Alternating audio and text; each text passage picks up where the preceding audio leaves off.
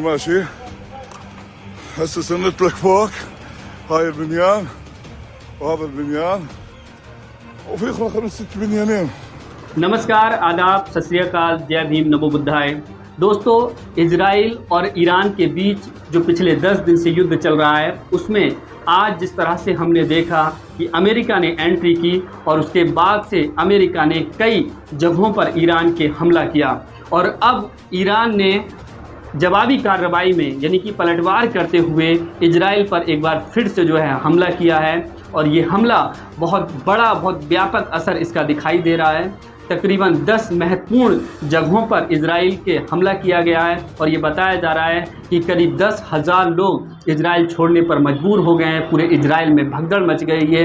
तो इस पूरे घटनाक्रम को लेकर के हम बात करेंगे। आकिल रज़ा हमारे साथ हैं जो मिडिल ईस्ट में जो पूरा वॉर चल रहा है उस पर जो है काफ़ी गंभीरता से अपना अध्ययन कर रहे हैं। रज़ा, किस तरह से देख रहे हैं कि अमेरिका की एंट्री होती है और उसके बाद से अब ईरान एक बार फिर से इजराइल पर बड़ा अटैक करता है, तो क्या देखते हैं कि तमाम लोग कह रहे हैं कि ये जो है अमेरिका ने एक बार फिर से जो है ये तीसरे विश्व युद्ध की तरफ जो है ये वॉर कर दिया है।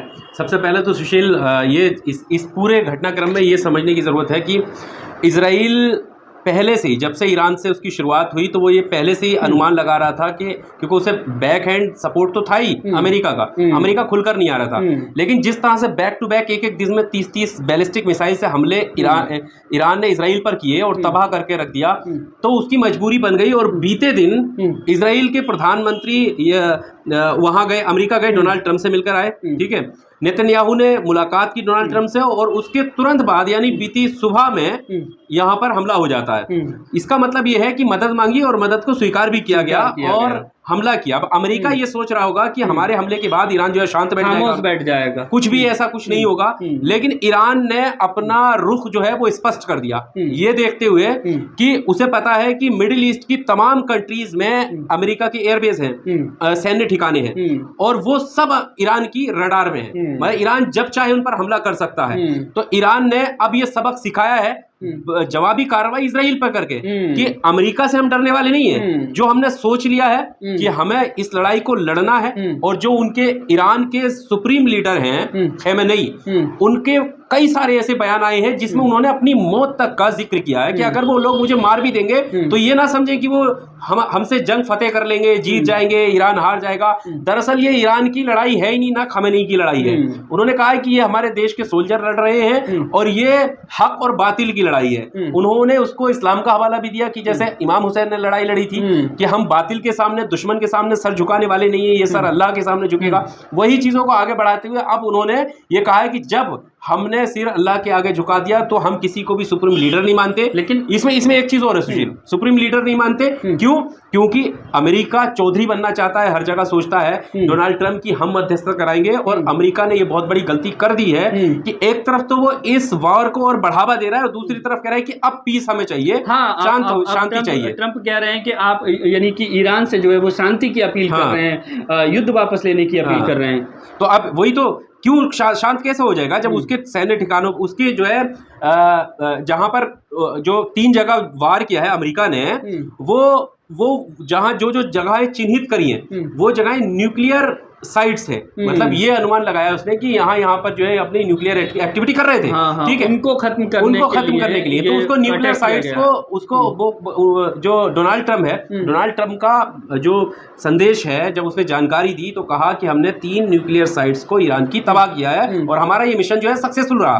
लेकिन वहीं अगर ईरानी मीडिया की बात करें तो स्थिति अलग है। ईरानी मीडिया कह रही है कि अटैक जरूर हुआ है लेकिन उनको इतना भारी नुकसान नहीं हुआ है। जहां पर वो साइट्स है वहां एग्जिट और एंट्री टाइम की जो जगह है उन सुरंगों की, वहां पर थोड़ी बहुत क्षति पहुंची है, लेकिन इसका मतलब ये नहीं है कि तबाह हो गए हैं और इसका हम जवाब देंगे। यहां तक बोला है ईरानी मीडिया ने कि शुरुआत भले ही अमेरिका ने किया है, अंत हम करेंगे। अब इससे आप अंदाजा लगा सकते हैं कि ईरान के मन में अभी चल क्या रहा है। ईरान एक बार फिर से जो है बहुत पावरफुल स्थिति में जो है इजराइल को मुकाबला दे रहा है। लेकिन इस बीच हम ये भी देख रहे हैं कि पूरा जो दुनिया भर के जो देश हैं वो कहीं ना कहीं दो भागों में बंटे हुए दिखाई दे रहे हैं, कुछ इजराइल के समर्थन में और कुछ लोग जो है जो अमेरिका ने हमला किया है ईरान पर उसका विरोध कर रहे हैं, उसकी निंदा कर रहे हैं, जैसे पाकिस्तान है या और भी कई सारी कंट्रीज़ हैं। तो ये जो स्थिति है वो किस तरफ जा रही है? भयावह होती चली जा रही है। यूएनओ की तरफ से भी बयान आ गया, यूएनओ को चिट्ठी भी लिखी है ईरान की तरफ से। उन्होंने साफ कह दिया है कि ये जो है अब ये विकराल रूप लेगी ये लड़ाई, और इस वार को आग में घी डालने जैसा काम डोनाल्ड ट्रंप ने कर दिया है। ईरान जो कि इजराइल तक सीमित था, ईरान तक सीमित था, भले इजराइल को बैकहैंड बहुत ज्यादा सपोर्ट था, लेकिन खुलकर आने का मतलब है कि अब ये वैश्विक लड़ाई बन रही है और बाकी देश भी धीरे धीरे अपनी स्थिति साफ करें। रशिया जो है वो ईरान के समर्थन में है, चाइना ईरान के समर्थन में है, नॉर्थ कोरिया ईरान के समर्थन में है। इसके अलावा जो मुस्लिम कंट्री हैं जो कहीं ना कहीं किसी न्यूट्रल फेस में थे या जो है अमेरिका को मदद के चक्कर में इजराइल को मदद हो रही थी, अब उन्होंने भी इस घटना के बाद से आलोचना शुरू की है। तो अमेरिका खुद फंस गया। अच्छा, इसमें एक पॉइंट और है। पॉइंट यह है कि डोनाल्ड ट्रंप ने जो हमला किया है और उसके बाद जो उनका विरोध उनके अमेरिका में उनका विरोध हो रहा है, वो वीडियो काफी ट्विटर पर वायरल हो रहे हैं। ये कहा जा रहा है कि उन्होंने जो है बगैर कांग्रेस की अनुमति के, इनकी पार्लियामेंट की वहां पर अनुमति के जो है उन्होंने कैसे ये अटैक कर दिया।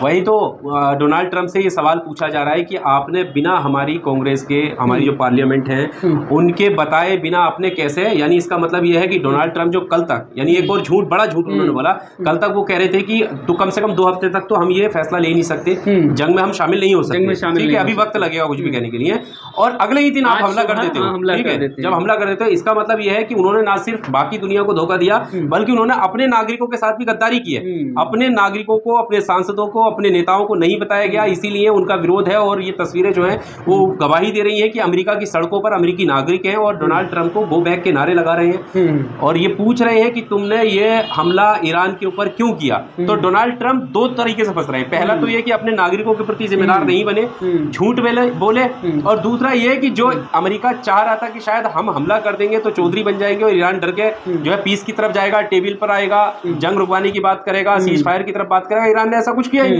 तो इधर भी किरकिरी हो रही है और अपने देश में तो सो हो ही रही है। तो रजा, लास्ट सवाल हम बात करेंगे कि जिस तरह से इजराइल का एक लंबे समय तक फिलिस्तीन का जो वहाँ पर अटैक हुआ, एक बहुत लंबा दौर हम देख रहे हैं, लेकिन अब जिस तरीके से ईरान जो है वो जवाबी कार्रवाई कर रहा है, पलटवार कर रहा है और इजराइल के लोग जो है वो देश छोड़कर भाग रहे हैं, तो इससे क्या लगता है, क्या जो है एक जो दादागिरी थी इजराइल की उसको जो है कहीं ना कहीं जवाब मिल रहा है और एक समाधान की तरफ जो है ये सारी जो हवाबाजी इजराइल ने दुनिया भर में बनाई थी वो हवाबाजी एक झटके में ईरान ने निकाल दी।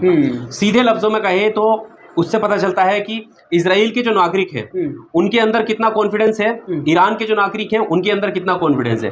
इजराइल से जो तस्वीर आ रही है वो ये आ रही है कि उनके नागरिक घर छोड़ के बाहर जा रहे हैं। उन्हें डर है कि इजराइल का जो एयर डिफेंस सिस्टम है, जो इंटरसेप्ट करता है मिसाइलों को, वो पूरी तरीके से काम नहीं कर रहा है, यानी इंटरसेप्ट नहीं कर रहा है। ईरान अगर कोई मिसाइल छोड़ रहा है तो डायरेक्ट आके इजराइल में हिट हो रही है, टारगेट को हिट कर रही है। और हाइफा जैसे शहर, तेल अवीव जैसे शहर पूरी तरीके से बर्बाद हो चुके हैं। तस्वीरें कहां तक छुपेंगी, अब आने लगी हैं, ठीक है।